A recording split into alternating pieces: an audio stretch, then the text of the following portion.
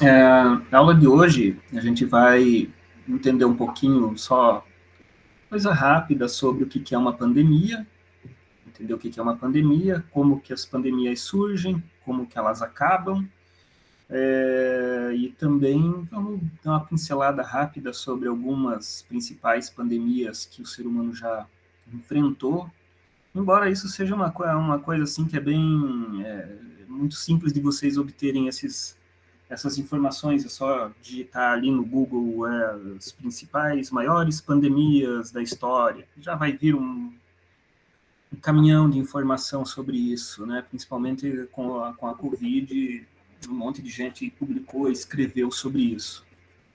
Então é muito fácil vocês conseguirem essas informações, números, né? Então, esse é o menor dos nossos interesses. A gente vai focar mais no que é uma pandemia em si, de onde elas vêm, nosso papel como biólogo para entender isso, né, e também imaginar aí como é que elas acabam, se é que elas acabam, né. Então, bom, a gente começa com definições, né, vamos começar com definições. Tá ok, Lucas, sem problema. Vai estar, de qualquer forma, eu vou colocar depois essa gravação lá no PVAnet, se der algum problema, depois assiste lá, tá? Mas já adiantando, enquanto está todo mundo por aí, a gente vai ter essa introdução, vou conversar um pouco com vocês sobre isso e depois vou liberar vocês para lerem um capítulo de um livro que eu deixei já no PVAnet lá, que é bem mais denso, com mais informações sobre pandemias, para vocês darem uma olhada, tá? Mas vamos lá. Deixa eu passar aqui para vocês. Isso aqui. Bom, a gente começa fazendo algumas definições, né?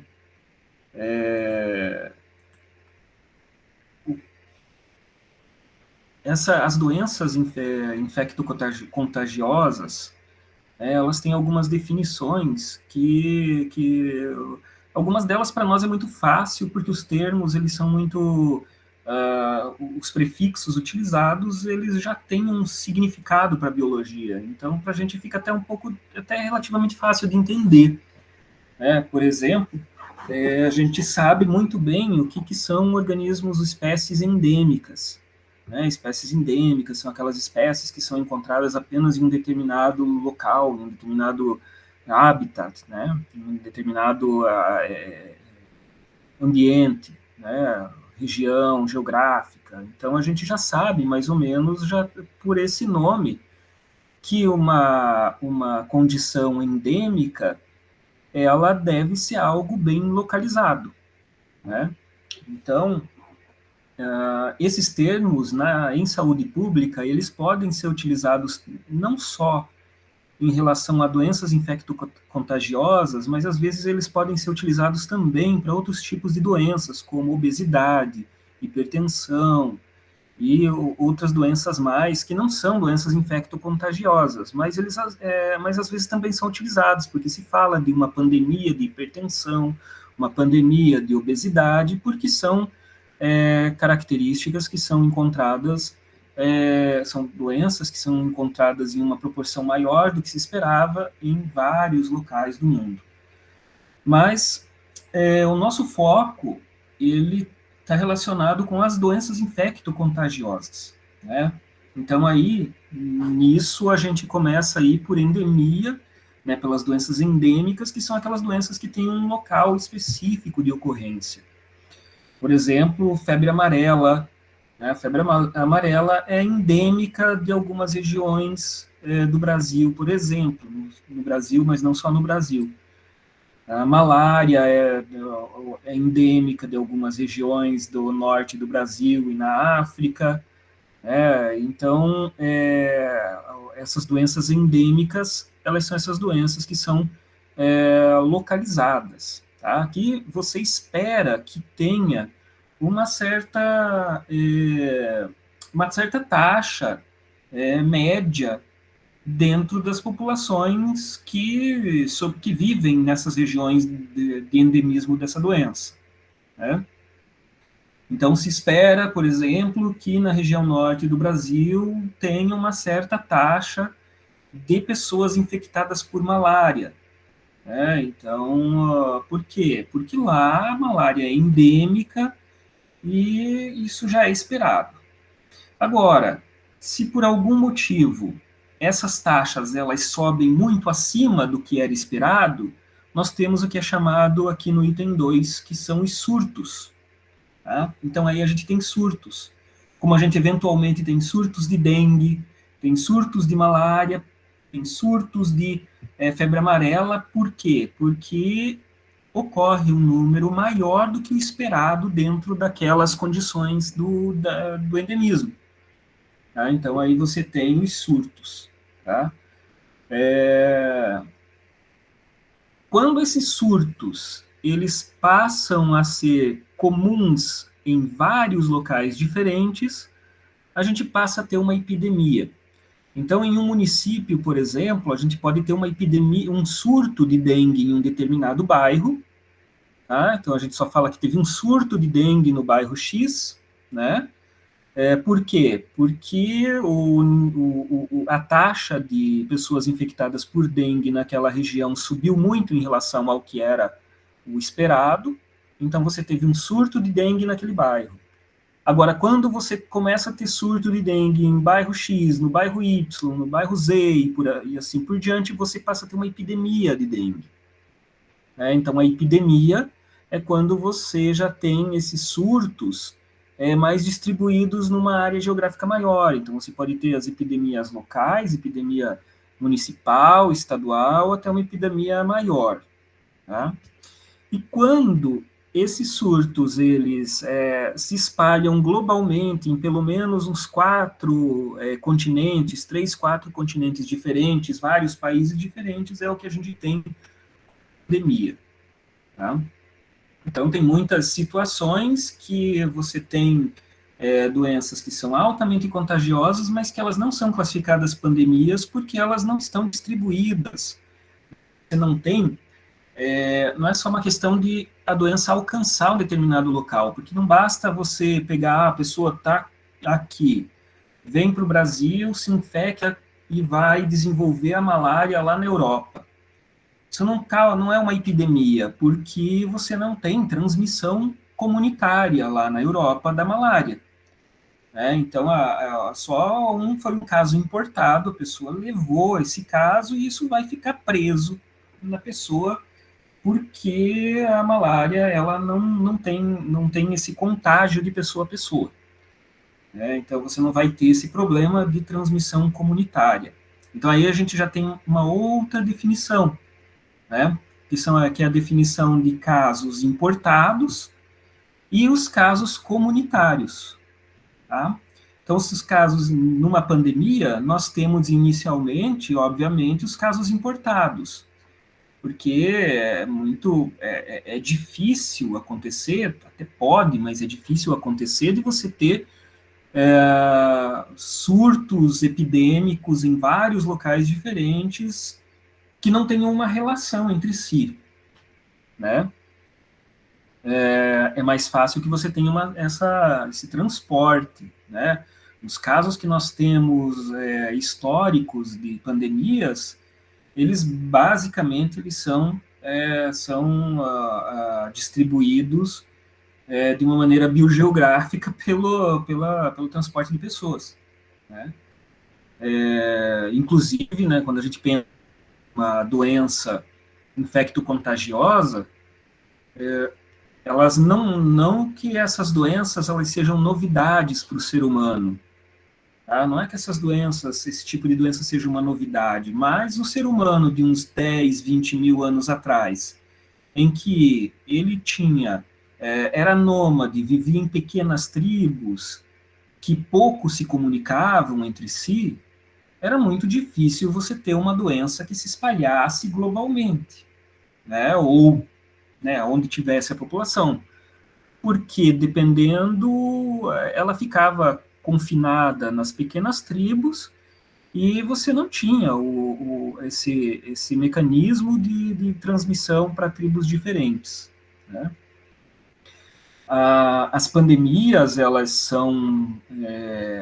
vão ser mais poderosas, né, na sua distribuição global, quando você tem os movimentos de comércio, principalmente. Quando você tem o estabelecimento de civilizações com maior aglomeração, há mais pessoas vivendo em um espaço menor. Com isso, você tem condições de higiene deficitárias, e, além disso, você tem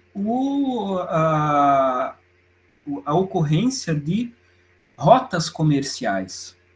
Né? Então, as pessoas elas estão confinadas em espaços menores, né, que a gente conhece aí como as cidades, e entre elas, agora, não é todo o povo que vai indo, né, de um lugar para o outro. As pessoas elas se fixam num local e comerciantes passam de um local para o outro. E aí isso acaba levando os agentes infecciosos de uma comunidade para outra, e espalhando isso em uma escala cada vez maior.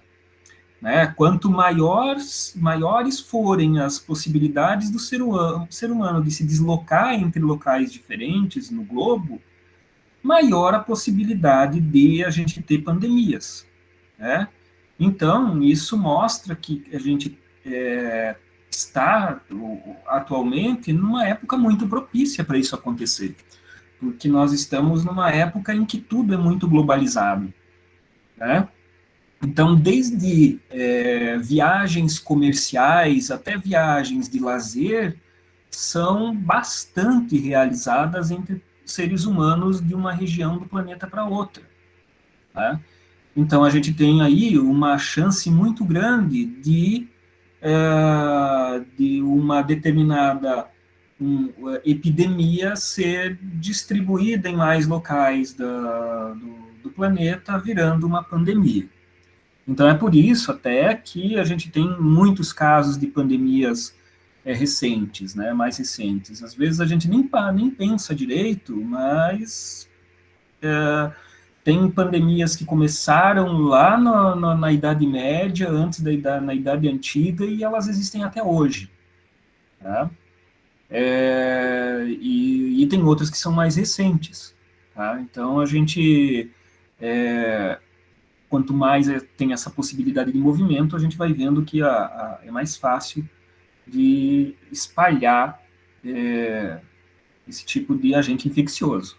Qualquer um de vocês que já brincou com aquele joguinho Plague Inc., né, de celular, sabe como é que faz para mandar uma praguinha de um lugar para o outro, né, do seu planetinha ali. Né? Quem não brincou ainda com Plague Inc., brinque, tá? Mas eu acredito que todos vocês já devem ter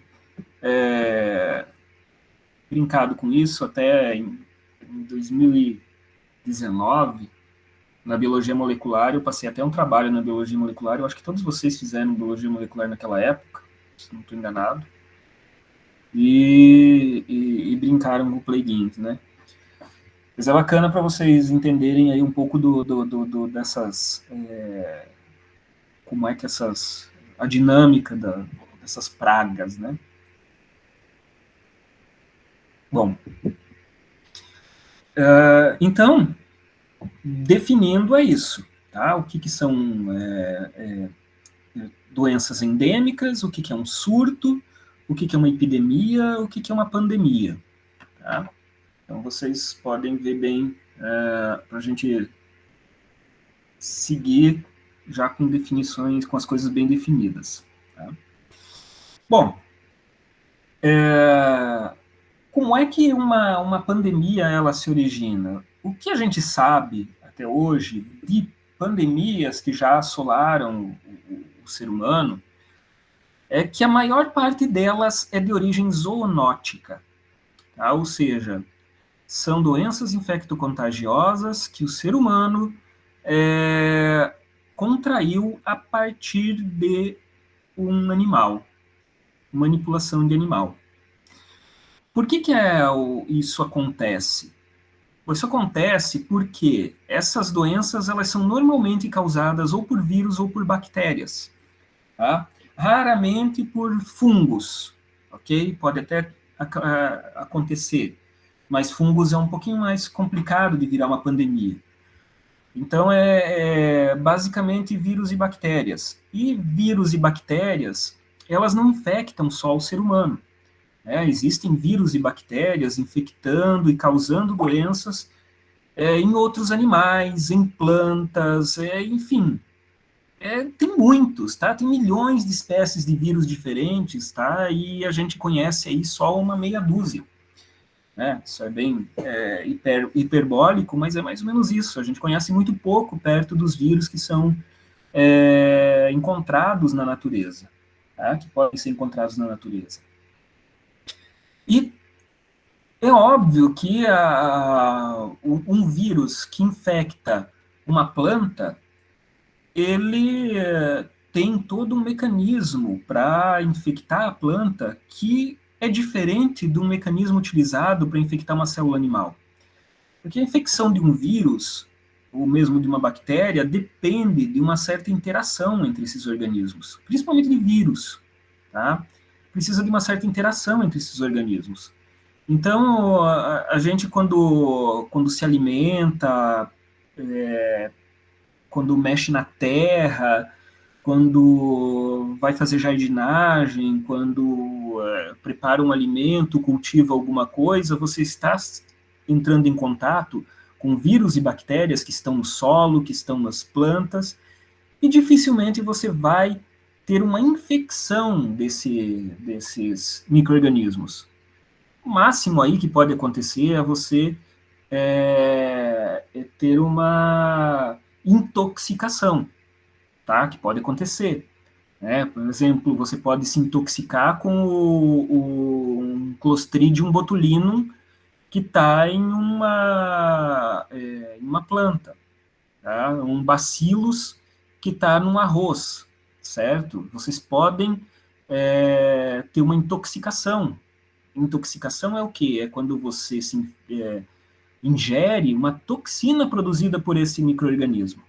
Então, você pode ter uma doença, tá? Pode ter botulismo, pode ter tétano no solo, pode ter algum outro tipo de doença, mas que foi causada pela toxina dessa bactéria. Não necessariamente você foi infectado pela bactéria, tá? Então, não tem muito perigo, porque o seu organismo é diferente do organismo da planta, então essa transmissão ela é menor. Agora, quando o ser humano manipula animais, a questão já é um pouco diferente, tá? Tanto que quanto mais próximo do ser humano, mais possível é que você tenha uma infecção saindo do animal e infectando o ser humano. Porque aí você vai ter uma questão filogenética de proximidade, de proteínas receptoras muito parecidas, e com isso uma possibilidade de infecção maior. É o que aconteceu, por exemplo, com o vírus da AIDS. O vírus da AIDS, ele esse último que infectou agora o ser humano ali pelos anos 80, e que virou uma pandemia nos anos 80, na verdade, ele é só mais um dos vírus dessa família de vírus que infectou o ser humano ao longo de toda a nossa evolução. Porque existem resquícios de vírus similares, vírus da mesma família, em pedaços dele no nosso genoma, tá? Deles.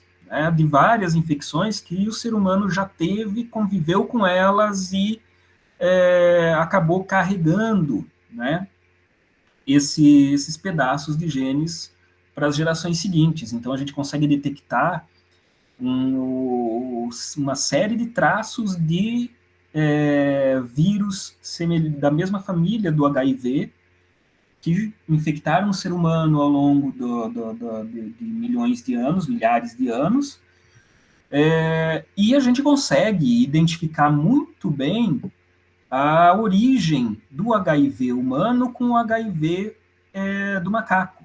Tá? Então, eles são têm uma origem comum, e, na verdade,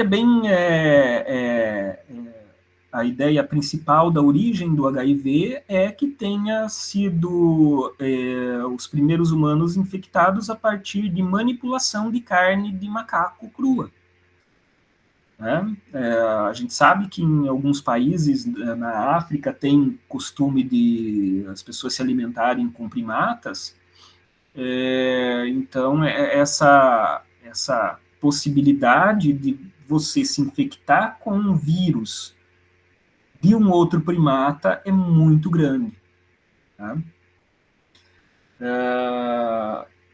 Então, o vírus do HIV veio assim, e como a gente tem outros casos também, que são bastante difundidos na mídia, a gente já tem notícia a gripe aviária, gripe suína, que são tipos específicos de influenza que podem contaminar humanos a partir dos animais. Né? E isso acontece também porque o ser humano tem proximidade filogenética com esses outros animais, esses mamíferos, e ou aves, né, no caso da gripe aviária, né, lógico, e isso pode infectar humanos também. Tá? Deixa eu passar aqui agora outra. Aqui. Um outro gráfico.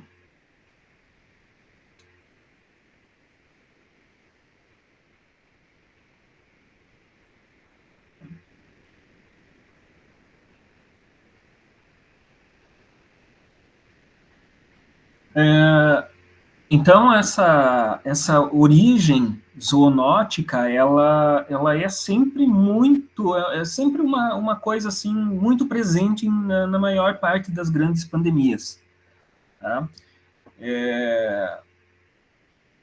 Quando a gente pensa assim, em um vírus que está num animal e que vai ser transferido para o ser humano, existem ali vários estágios da infecção. Tá? O primeiro estágio é que você tem um reservatório animal e que você só tem transmissão entre animais, você não tem transmissão para humanos. Tá? Tem, por exemplo, a influenza H3N8, que é a influenza equina, que acomete cavalos, mas que não tem notícia de transmissão do cavalo para o ser humano. Tá? Depois você tem as infecções primárias, que é quando o ser humano ele é infectado essencialmente pelos animais, diretamente pelos animais. Tá? Como aqui está um exemplo do patógeno anthrax, que é transmitido diretamente de animais para o ser humano e não tem a transmissão humano-humano. Tá? Depois você tem alguns surtos limitados, em que você tem uma transmissão animal para o humano, e, eventualmente, um humano acaba transmitindo para outro humano. Tá? Tem nessa cadeia de transmissão, a transmissão humano-humano é mais dificultada. Tá? Então, ela sempre transmitida mais animal para humano, mas humano-humano é um pouco mais dificultada. Acima disso, você tem a transmissão, o surto, que é chamado surto sustentado, que é onde você tem a transmissão do animal para o ser humano, mas você também já tem a transmissão entre humanos e humanos. Tá? Então, o ser humano ele pode ainda contrair, se infectar a partir do animal contaminado, mas a transmissão para outros humanos acontece da mesma forma, com a mesma eficiência, né? Vamos falar assim para o vírus, né? Com a mesma eficiência do vírus. Tá? O exemplo é a gripe A, ou a da H1N1, certo? Que é a gripe suína atualmente, mas que, como a gente já vai ver, já é nossa, né, nossa amiga aí há muito tempo, né? Amiga do ser humano aí há muito tempo. E tem os estágios 5, né, que são as transmissões predominantemente humanas, que você não tem transmissão com os animais, né, que é o caso da varíola, tá? Que é um exemplo de que você só tinha transmissão humano-humano, certo? Você não tinha animais envolvidos, né? Quando a gente tem animais envolvidos, a questão ela fica bem mais complexa, principalmente quando esses animais são de estoques naturais. Por exemplo, dificilmente a gente vai conseguir erradicar a febre amarela. Tá? Por quê? Porque existem estoques naturais de febre amarela em primatas aqui da América do Sul. Então, você, numa determinada floresta, você tem a transmissão de febre amarela entre os primatas. Se o ser humano for lá se meter nessa floresta, ele for pegar um macaco, né, ficar perto desses macacos, o ser humano pode ser contaminado. E no caso da febre amarela ainda tem um problema que é o mosquito que transmite, né? Não é nem necessariamente mexer com o macaco, mas como você tem um estoque próximo, o mosquito vai lá, pica o macaco contaminado, depois pica o ser humano, e aí você tem a transmissão da febre amarela, né? Tendo ali o mosquito como vetor. Tá? Então vai ser muito difícil erradicar a febre amarela, primeiro que existem estoques naturais do, do vírus nos macacos nativos. Tá? E segundo, que o controle do mosquito ele é mais complicado. Tá? Então, na verdade, a nossa melhor situação é a vacina, que já existe, e o controle dos mosquitos. Né? Por quê? Porque o estoque natural está ali. A partir do momento em que nós tivermos uma taxa de vacinação muito baixa,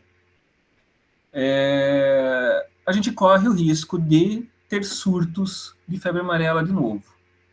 Tá? Então, esse é o esquema aí de você ter esses estoques naturais. A varíola, como a gente já vai ver, a varíola foi uma das pandemias, na verdade, a única pandemia que foi erradicada. Né? Não existe mais varíola. Por quê? Porque a única forma de transmissão dela era humano-humano.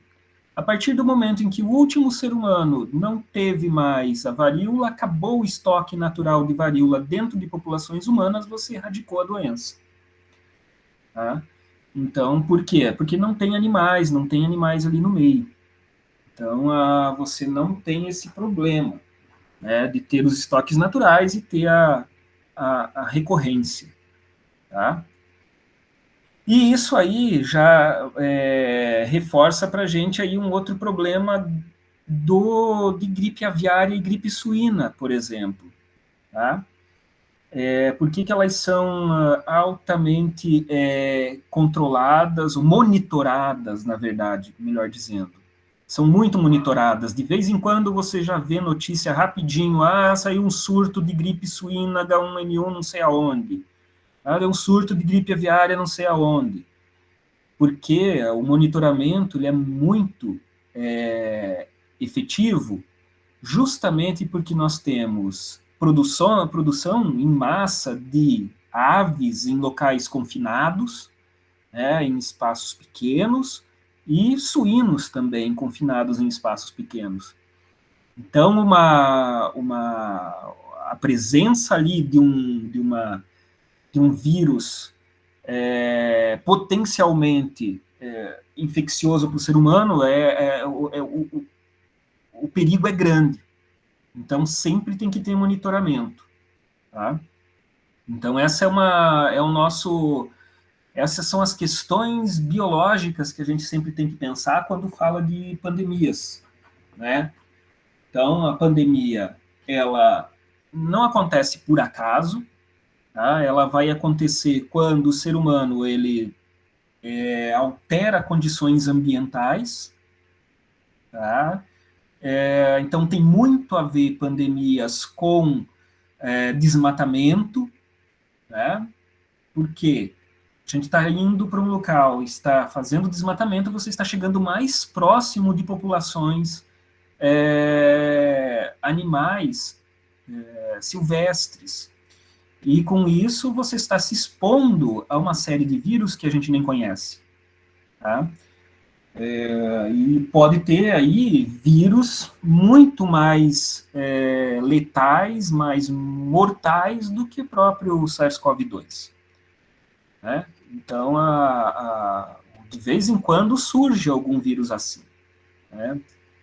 Então fica aí as questões do biólogo frente a essas pandemias. É um outro motivo pelo qual a gente precisa conscientizar pessoas de que a degradação ambiental ela tem um custo, tá? Se extinguir o mico-leão dourado não é suficiente, né? A gente chegar muito perto de vírus potencialmente muito danosos, tá? Tem que ser algo a ser pensado sempre. Tá? Então, basicamente é isso. Como é que as pandemias surgem? Normalmente tem origem zoonótica, tá? Vem de uma infecção de animais para o ser humano, que muda, né? Sofre mutações e passa a infectar humano-humano, ou então encontra um intermediário vetor mais interessante, como no caso do mosquito, né? E passa a ser um problema de saúde pública. A gente tem um exemplo clássico, claro, agora, bem recente, do Aedes aegypti sendo um vetor de não só dengue, que era o que a gente já sabia há muito tempo, mas também de zika e chikungunya. A gente, quando ouve isso, pensa que são vírus recentes, que apareceram agora, mas não, esses vírus são conhecidos há muito tempo. Tá? E o que acontece é que agora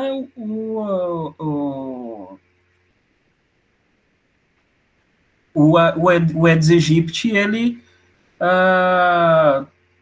consegue fazer as vias de vetor para transmitir essa doença de uma pessoa para outra. Né? São doenças que você não transmite pessoa a pessoa por ar, né? Mas sim apenas quando você tem a picada de inseto. Então, e ele passou a fazer isso.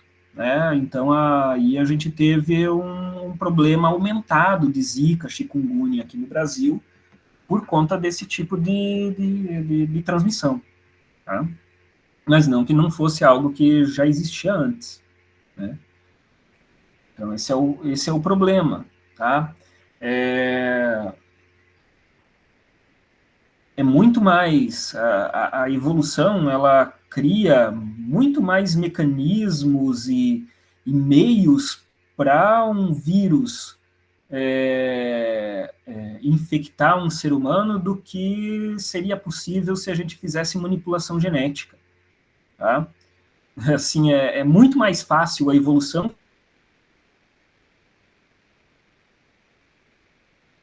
porque a evolução faz isso muito fácil, tá? Muito rápido.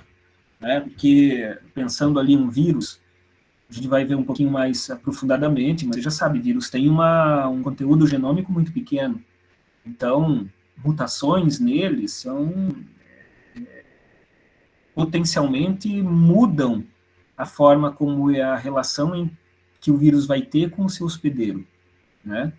Além disso, a maior parte dos vírus tem múltiplas subunidades do genoma e você pode combinar essas subunidades. Né? Quando a gente fala aí do vírus influenza, que é H1N1, H3N8, H5N1 e não sei o que lá, é porque tem duas cadeias e elas se combinam, tá? Esses números, a gente vai ver mais para frente, são quando elas foram identificadas. Então, o primeiro identificado foi o H1N1. Aí depois foi identificado a segunda cadeia H, então vai ter o H2, e assim por diante, né? E isso faz com que você tenha aí, o influenza, você tenha aí uma combinação muito grande. E, inclusive, até você pode ter infecção por dois tipos de influenza diferentes e eles se combinarem e fazerem uma coisa nova, né? Vocês estão ouvindo aí agora falar da variante Omicron da Covid-19, né, do SARS-CoV-2. Esse possivelmente foi uma variante em que alguma pessoa tinha duas variantes diferentes e acabou se combinando, porque ela tem um número muito grande de mutações, né, mais do que era esperado se fosse todas no mesmo indivíduo, né, na mesma linhagem. Então, muito provavelmente você teve combinação de linhagens diferentes. E aí é que mora os maiores riscos da gente deixar a coisa correr solta. Né?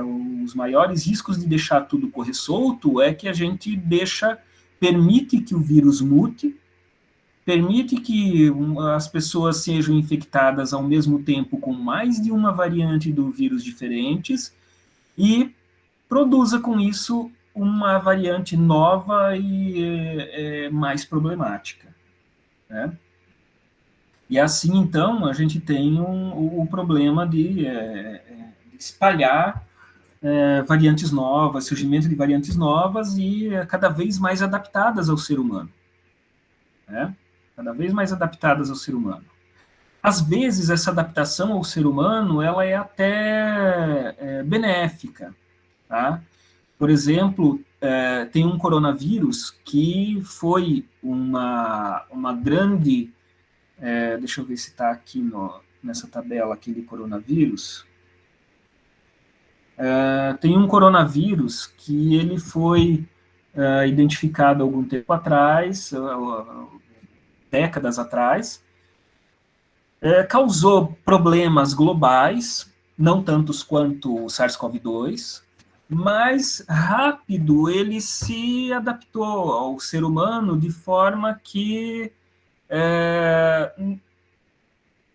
parou de causar grandes problemas.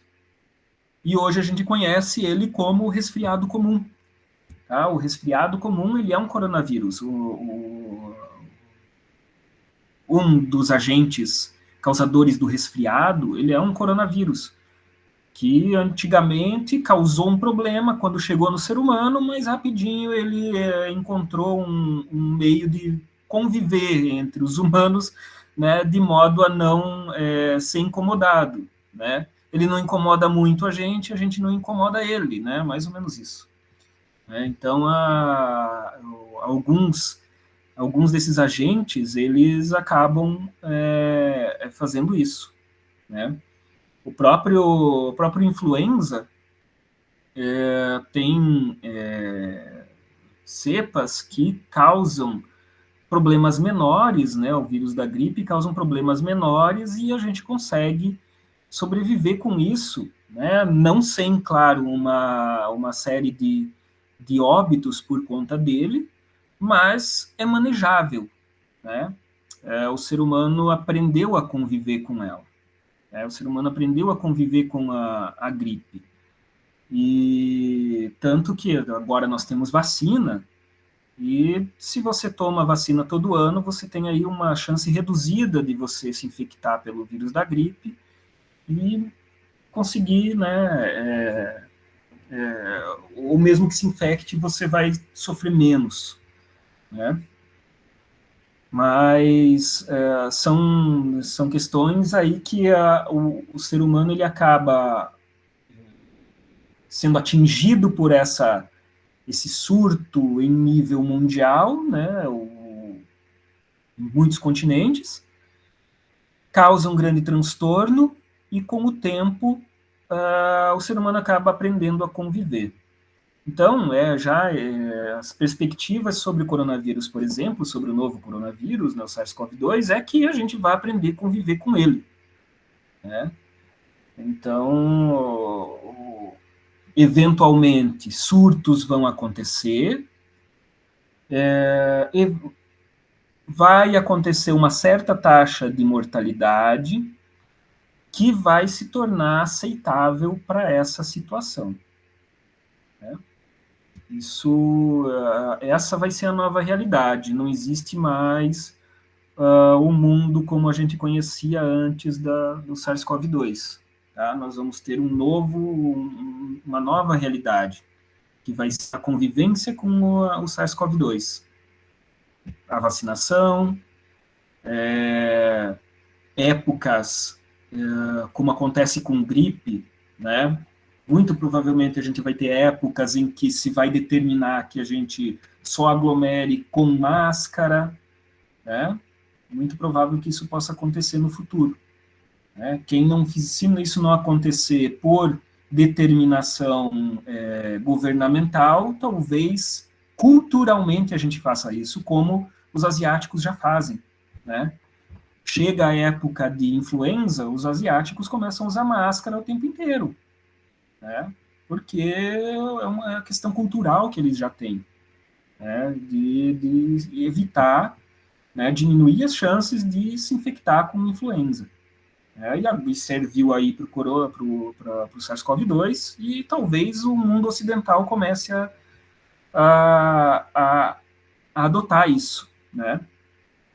Eu acho que eu vou adotar isso, né? Tá? Não sei vocês, mas eu não sei quando é que eu vou conseguir sair na rua aí sem máscara de novo. Não sei não. Mas, enfim. Então, como eu falei, essas pandemias, né, essa relação que nós temos com os micro-organismos, elas não são de hoje e elas já foram responsáveis por aniquilações assim bem drásticas da população humana, tá?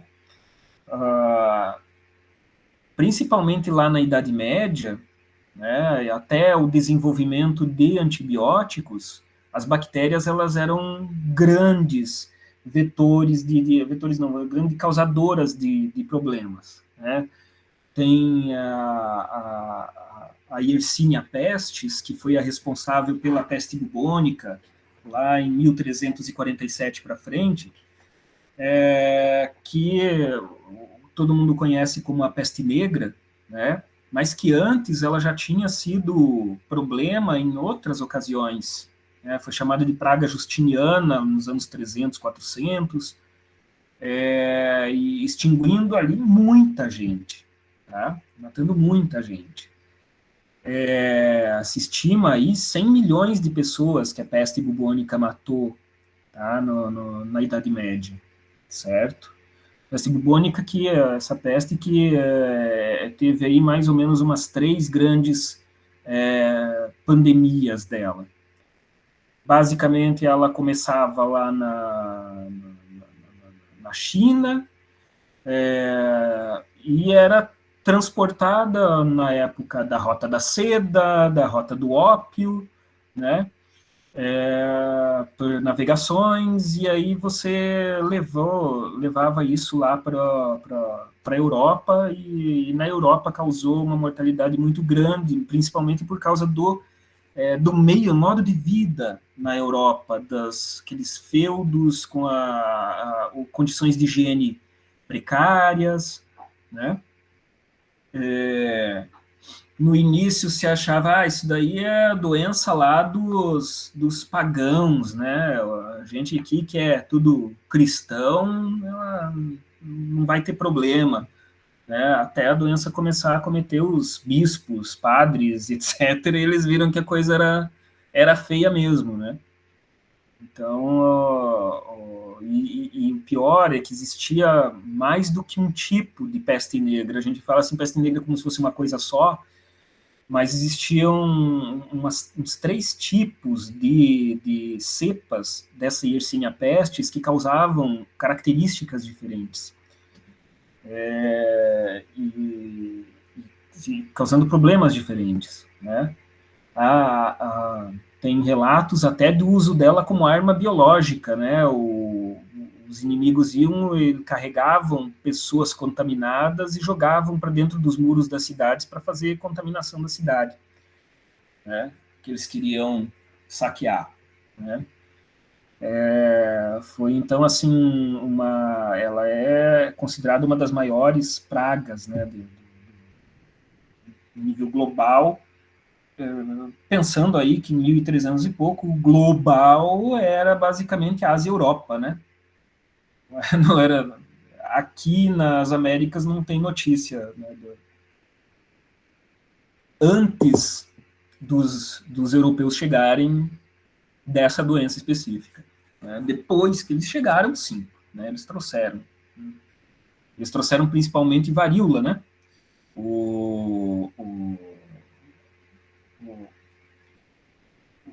Ali por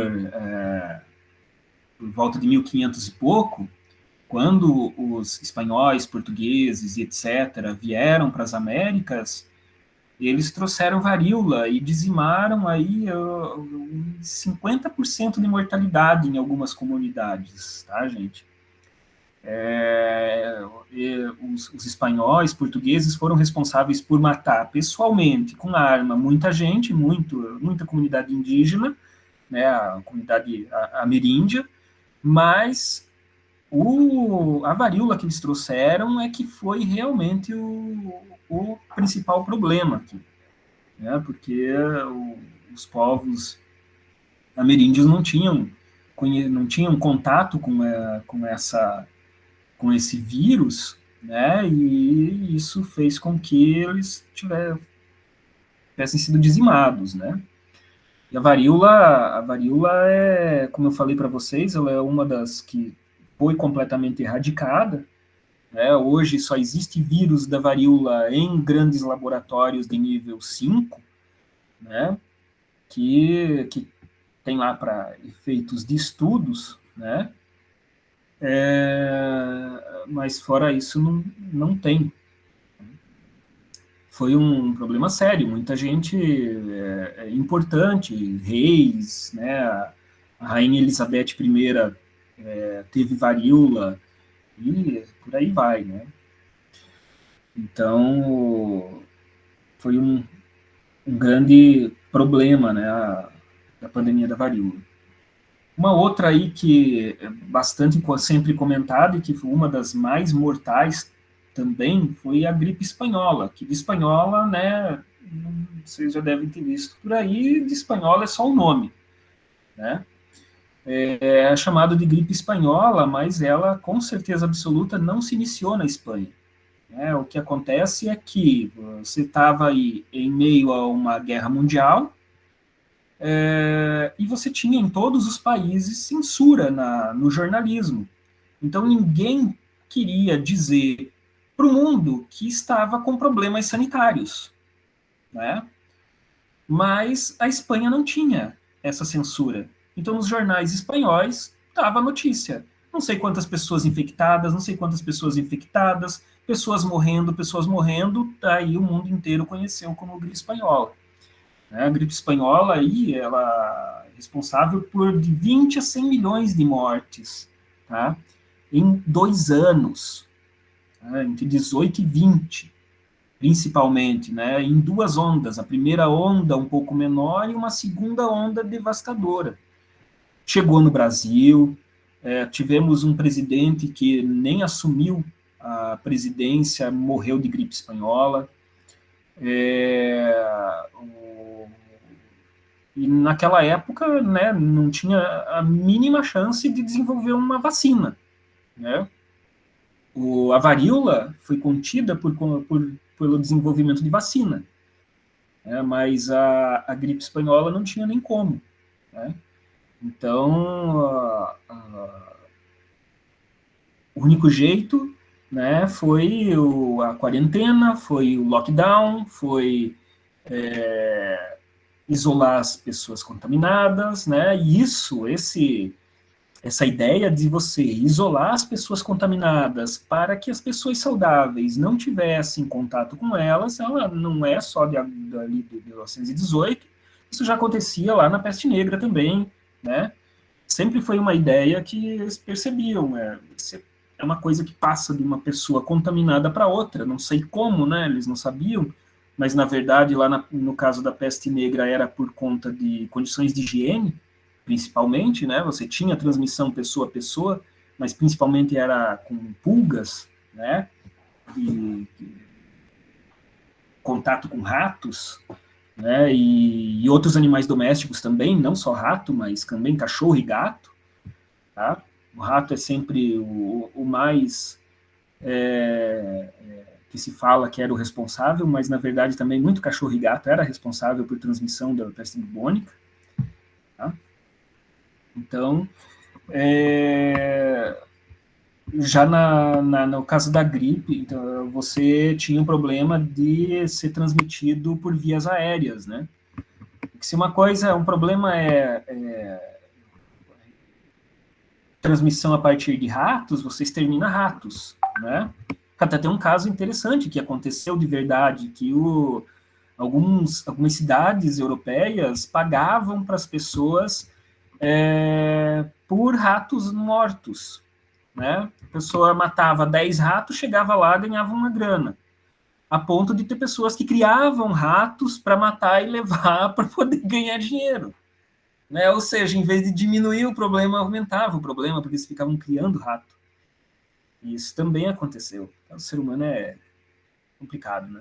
O ser humano é triste. Então, quando a gente fala, né, que vai ter aí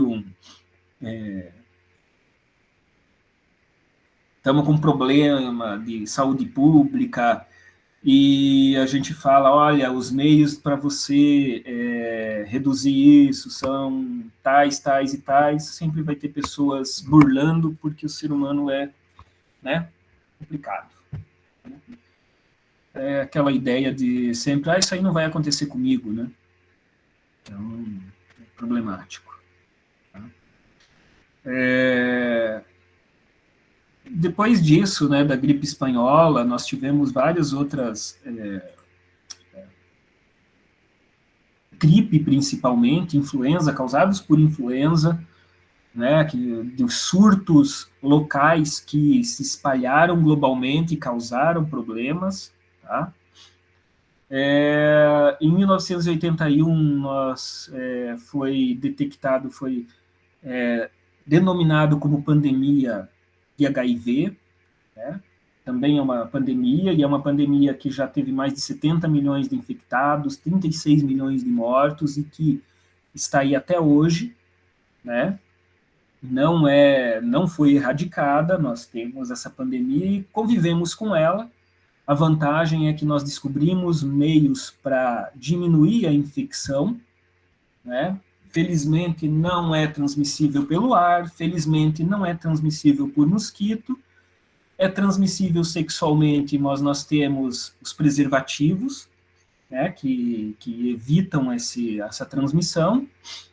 É transmissível por seringas contaminadas, mas nós temos distribuição de seringas gratuitas, temos seringas descartáveis, né, e os cuidados com mães gestantes com HIV aumentaram.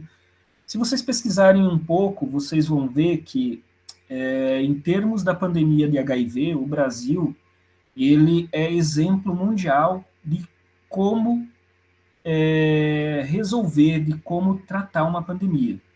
Tá? A forma como o Brasil tratou da pandemia de HIV é copiada no mundo inteiro. E isso entra toda a questão de educação sexual, tá? Que é extremamente importante para você reduzir essas infecções sexualmente transmissíveis.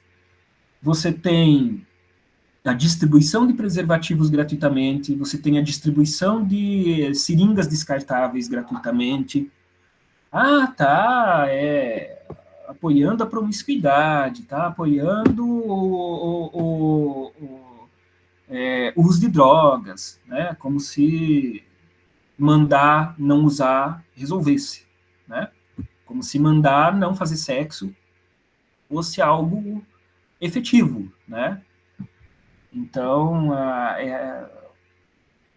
o Brasil também quebrou patentes para medicamentos para HIV, distribui esses medicamentos gratuitamente, faz os exames gratuitamente. Qualquer um de vocês que tiver qualquer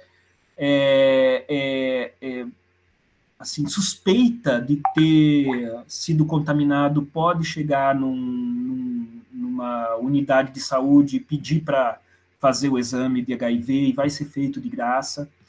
Então, toda a forma como o Brasil lidou com o HIV, dos anos 80 em diante, fez uma diferença monstruosa em como foi o andamento dessa doença entre os brasileiros. E isso é razão de prêmio internacional, é razão de internacionalmente copiar como que o Brasil faz, né?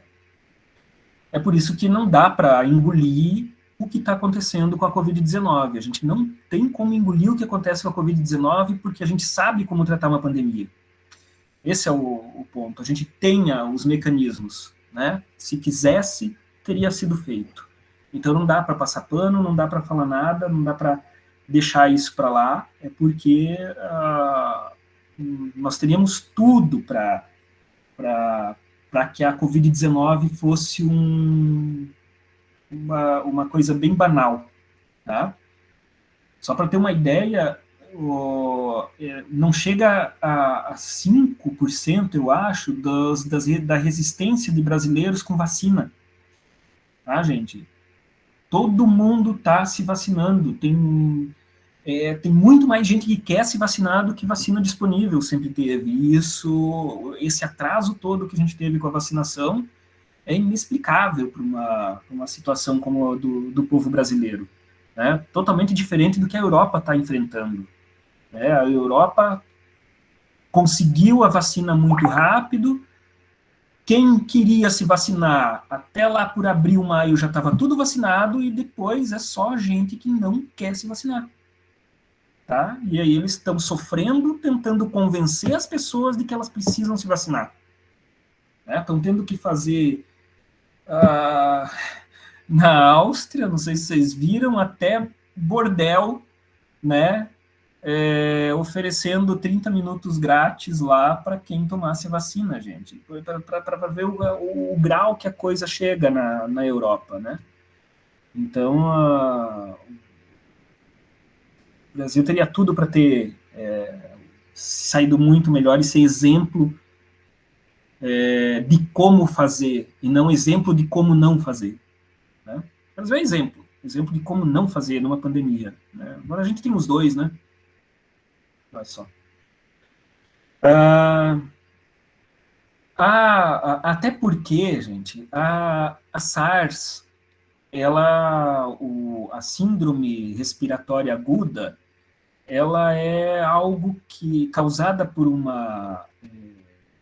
coronavírus, não é novo. Tá? É algo que já teve um problema em 2003. Em 2003 foi a primeira pandemia de SARS. Tá? Atingiu 4 continentes, 37 países.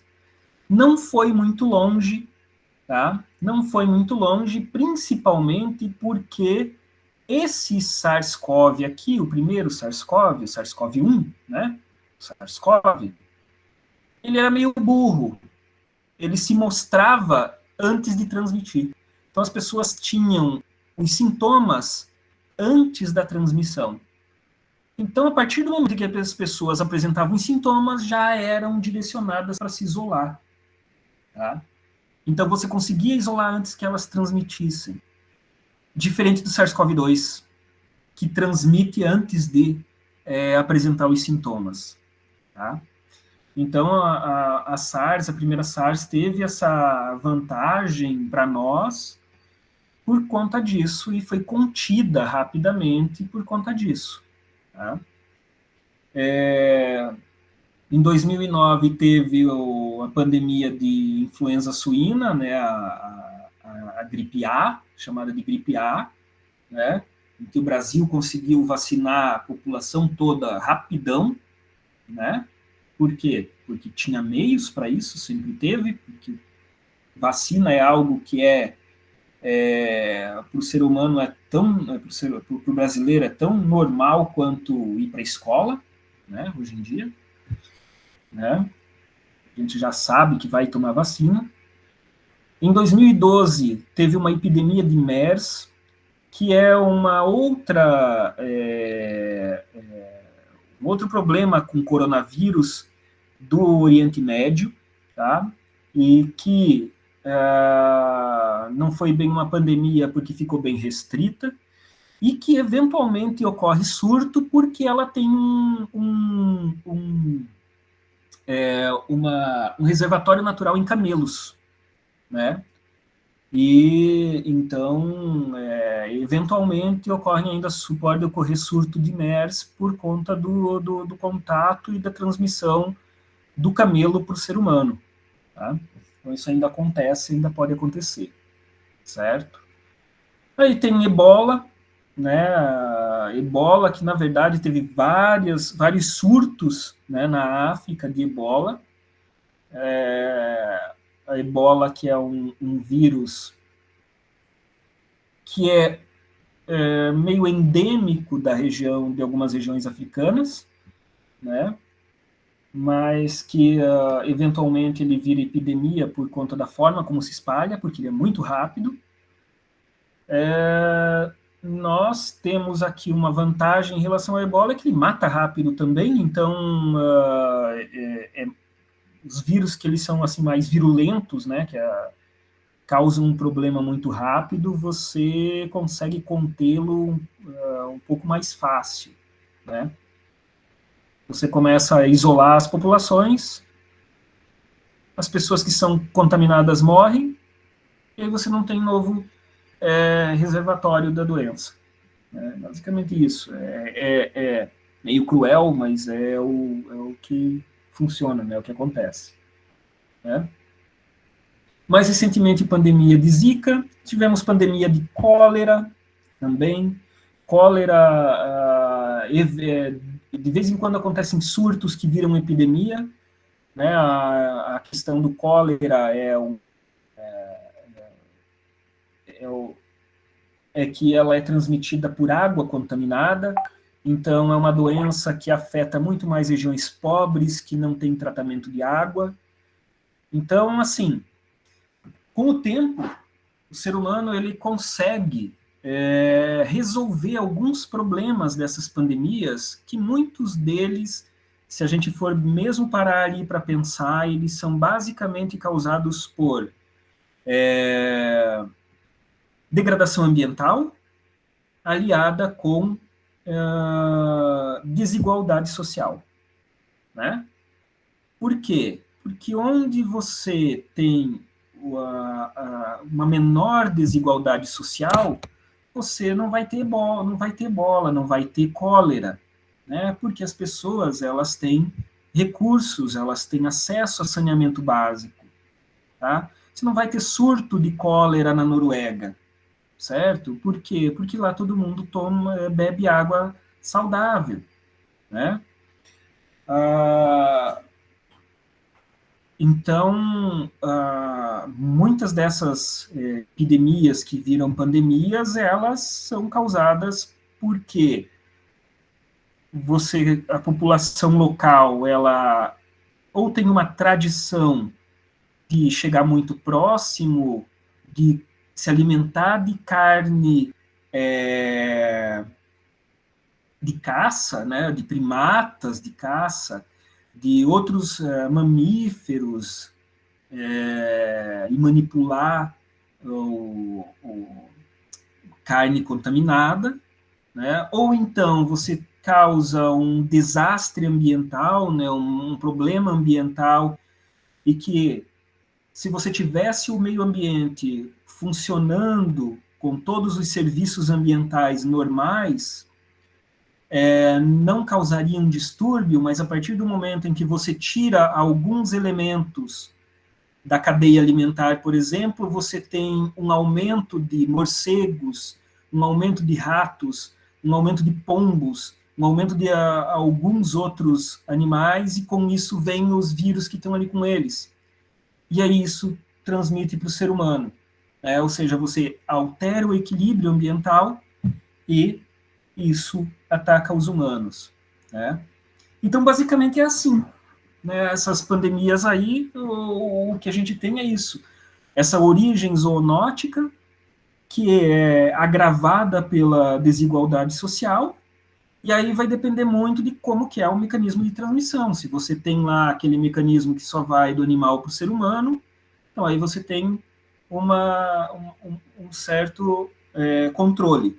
A partir do momento em que você tem transmissão comunitária, ou seja, transmissão ser humano dentro dos locais diferentes, aí você passa a ter a pandemia, e aí você passa a ter mais problemas, né? E, assim, os nossos maiores problemas são com vírus respiratórios, porque mosquito a gente até consegue controlar, né? Agora, a transmissão pelo ar, ela é muito mais problemática, né? Que, principalmente se você tiver outros meios de contágio que não seja exclusivamente respiratório também. Se tiver aí transmissão pelo olho, alguma outra mucosa, né? Então, hoje, obviamente, nós temos antibióticos, né? Então, os problemas com bactérias, pelo menos num espaço curto de tempo, não serão tão grandes, né?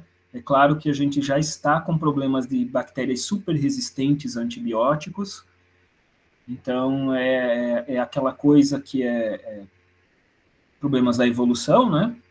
E o nosso eterno correr atrás do prejuízo. A gente vai criando antibióticos mais potentes e com isso vai selecionando bactérias mais resistentes a esses antibióticos mais potentes.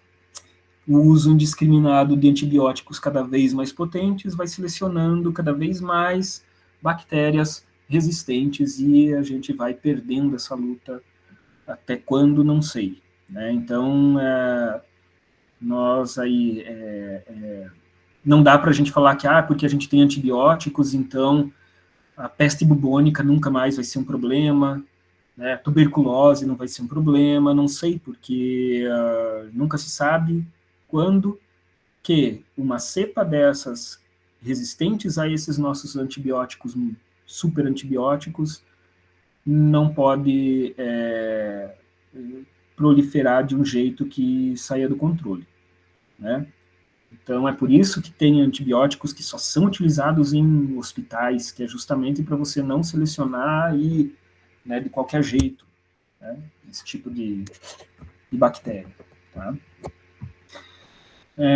Então, é isso. E aí, como é que uma pandemia acaba, né, gente? Como é que uma pandemia acaba? Uma pandemia ela pode acabar por pressão popular, por exemplo, né?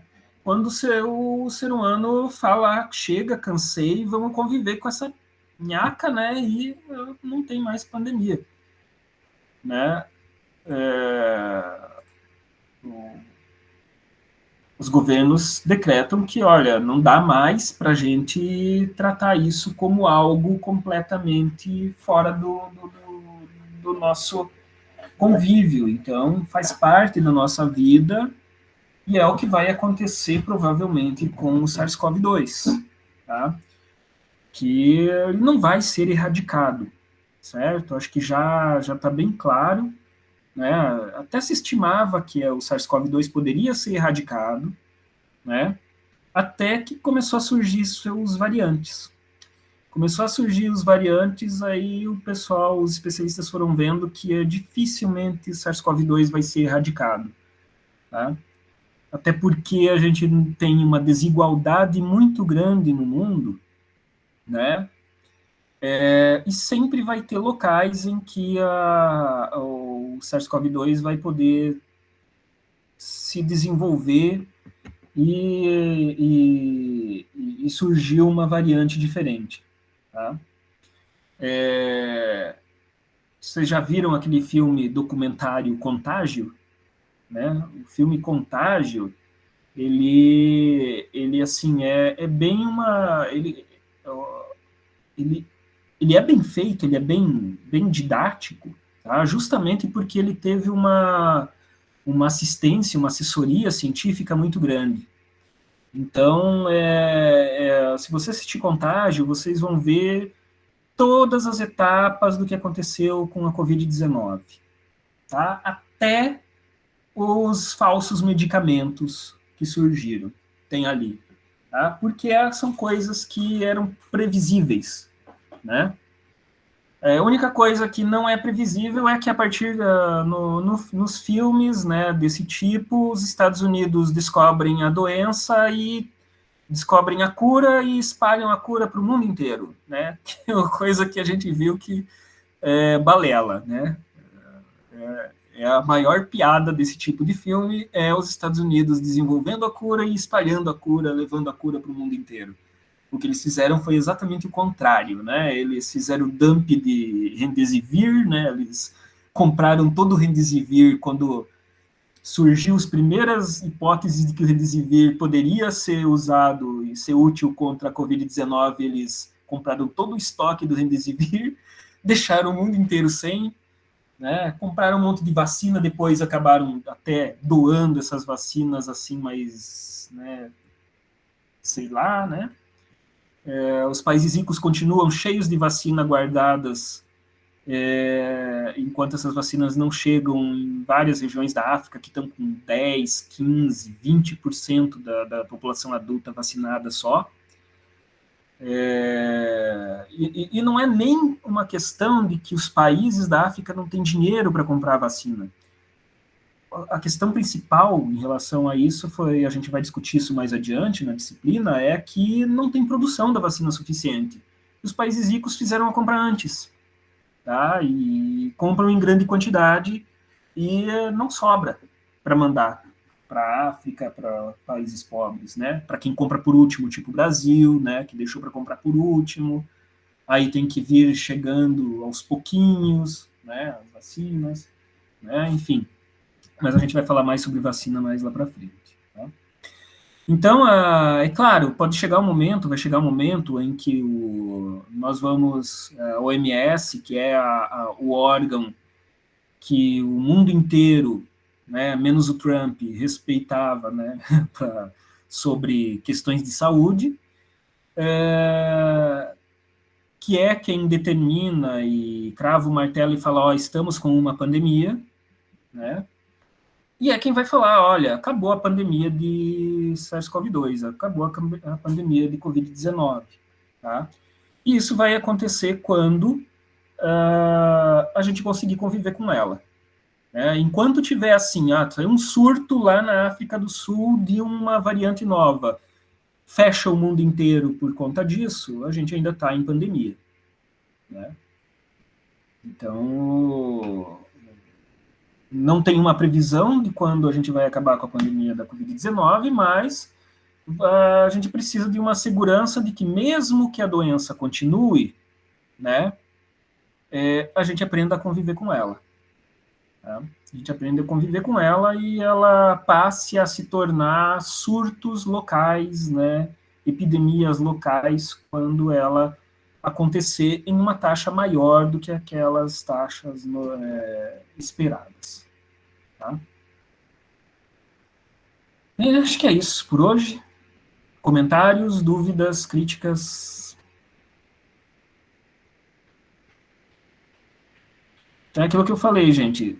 Vocês têm curiosidade? Se vocês digitarem aí as maiores pandemias da história, vocês vão ver um monte de texto sobre isso. Tá? Então, por isso que eu não quis me ater muito a esses detalhes. Tá? Tem vídeo do Nerdologia, tem vídeo do Alociência. Nessa época, assim, pipocou, né? É muito bom porque tem muito material para vocês pesquisarem, mas ao mesmo tempo, daí a gente fica aqui sem essa necessidade de ficar entrando nesse detalhe, tá? Ok, gente? Se não tem dúvidas nem comentários, então por hoje é isso aí. Até terça-feira que vem.